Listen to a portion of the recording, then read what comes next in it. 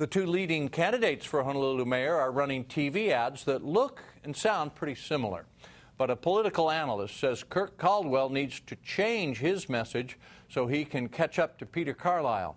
Here's part of our Commitment 2010 coverage now from KITV4's Keoki Kerr. Keoki? Well, Dick, late last week, Caldwell began going after Carlisle in a television ad for increased spending during Carlisle's time as Honolulu prosecutor.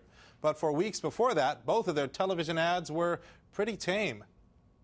I was born in Waipahu, grew up in Hilo, small rural communities.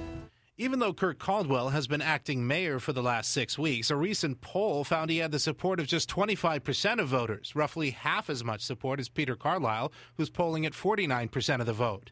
Carlisle's television commercials offer no specific plans, instead, general platitudes.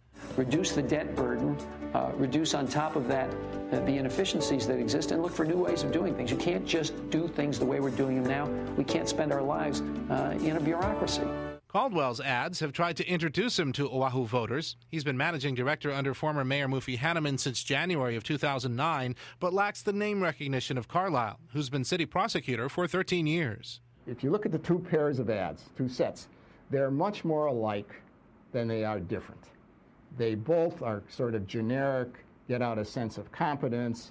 We showed political analyst Neil Milner both candidates' commercials. Of Carlisle's ads, Milner says he is definitely talking in a more general sense, probably because that's all he probably needs to do. At least it's been working so far. One of Caldwell's spots lists accomplishments since he took over as acting mayor on July 22nd.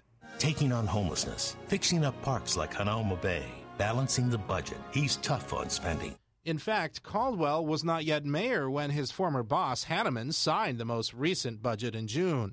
Milner says Caldwell needs to do something to get some traction and take a bite out of Carlisle's significant lead. If you have ads that look a lot alike, sound a lot alike, but one guy's way ahead, the other guy's going to have to figure out a plan B. And there's not much time left. The special election for mayor will be held in less than 2 weeks on Saturday, September 18th. And many voters have already received absentee ballots by mail, so some of those absentee voters have already voted.